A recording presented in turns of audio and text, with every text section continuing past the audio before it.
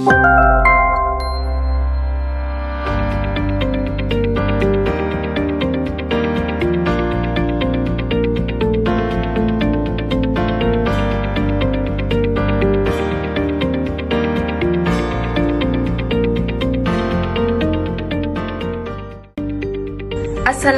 warahmatullahi wabarakatuh. My name is Mazriena binti Mazlan. So now I'm going to present about what is Picket.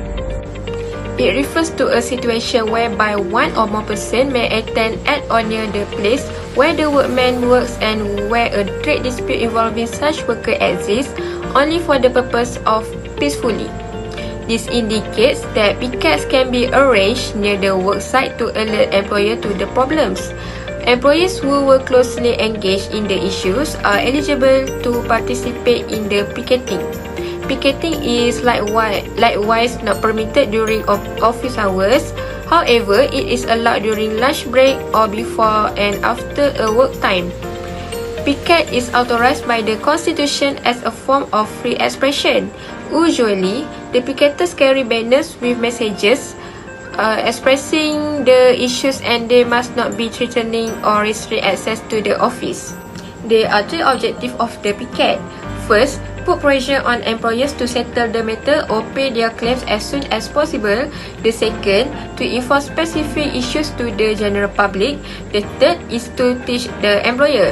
However, if the picket is carried out illegally, punishment and imprisonment can be imposed under Section 14 of the Industrial Relations Act 1967, which imposes a fine of up to 1,000, imprisonment for up to a year, or both.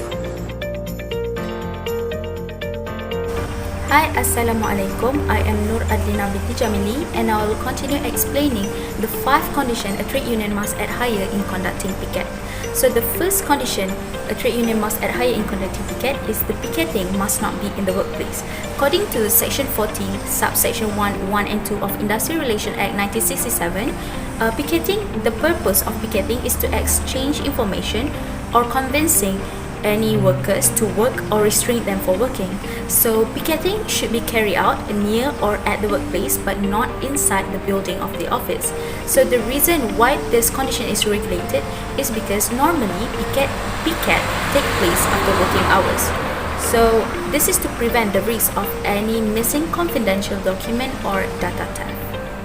Okay, next is the second condition, which is picketing must not intimidate any person. According to Section 40, subsection 1A of Industrial Relations Act 1967, any workers that involved with picket are prohibited to intimidate anyone to ensure there is no coercion among members to join the picket. The reason why this condition is regulated for picket is to prevent dispute between trade union members and the public.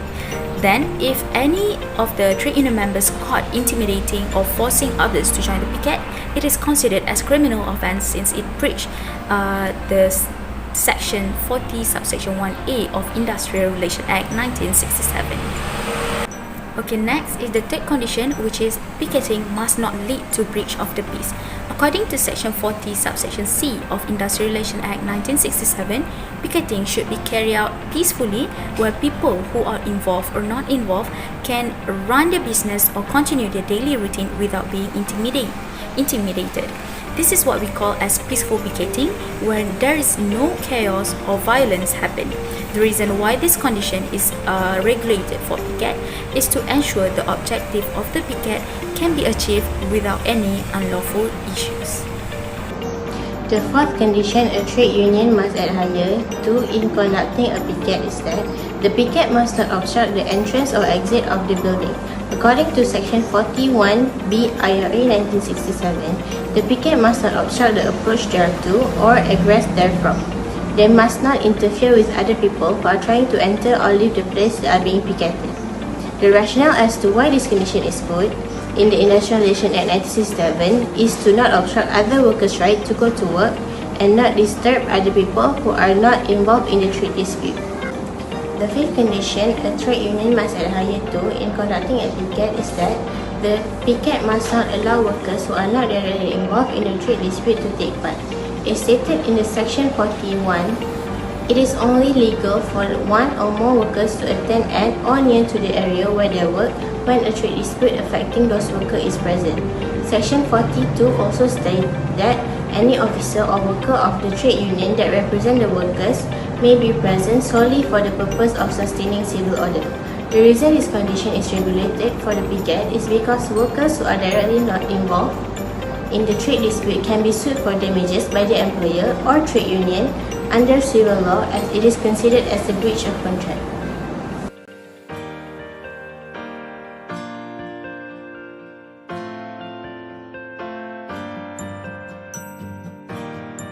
So now I would like to present about the National Union of Bank Employees staged a picket against Maybank over stagnant wages. This article is about the 700-strong group consisting of members from NUB and various trade unions walked from NUB's headquarters in Brickfields to Dataran Maybank after lodging a report with the Malaysian Anti-Corruption Commission here. Trade union leaders today slammed the country's biggest bank and financial services company for allegedly violating labour and civil laws as well as collective agreements and international treaties in launching last year and in an in-house union called the Maybank Non-Executive Union. According to the bank unionists, Maybank's move breaches the Federal Constitution and the Trades Union Act 1959. MTUC President Kaliatan, who was also present, claimed that Maybank had been sponsoring and supporting Manu and that such sponsorship violate union laws. No employer is allowed to support or sponsor any union. Maybank is clearly violating such laws. Then Abdul Jamil Jalaluddin and Chen Kaufat were dismissed as employees of Maybank the following day for participating in trade union activities. Its group head of human capital, Nora Abdul Manaf, said Maybank understands that the picket by NUBS was an objection in relation to the dismissal of two of its union officials who were previously employed by the bank. Maybank would like to firmly state that the two employees were dismissed for actions which caused disrepute to the image and reputation of the bank. This is the reason why the picket was held. Next example is about NUB members staged a picket against HSBC Bank Malaysia over alleged hypocrisy and dishonesty in resolving complaints. About 500 members of NUB gathered for the picket. According to Secretary General of NUB, J. Solomon, the employees have turned to picketing as the bank's management have been ignoring the employees' complaint and issues brought up by them. They also refused to settle grievances raised by the union members over the past 3 years and violated the employees' rights and interests of members that are among the B40 and M40 group. Assalamualaikum, my name is Muhammad Irfan bin Kamis from KM 11058. Today, I want to conclude our report. In conclusion, picketing can be said to the most effective industrial action. Pickets may be organized if it is permissible for one or more employees to be represented at or close to the location where the worker works. As stated in the Section 40, Subsection 1 of the Industrial Relations Act of 1967, picketing is perhaps the most common form of industrial action in Malaysia. Picketing is also not allowed during business hours. However, it is permissible between lunchtime and before and after a work day. According to Section 40, Subsection 3 of the Industrial Relations Act 1967, if the picket is conducted unlawfully, penalties and imprisonment may be imposed. In order to avoid any issue for trade union members who engage in the picket, there are 5 requirements that must be met while handling the picket. Therefore, a picket's goal must be attained with the help of all parties concerned, so that the nation will be able to grow further and maintain its competitiveness with other developed nations. That's all from me. Thank you.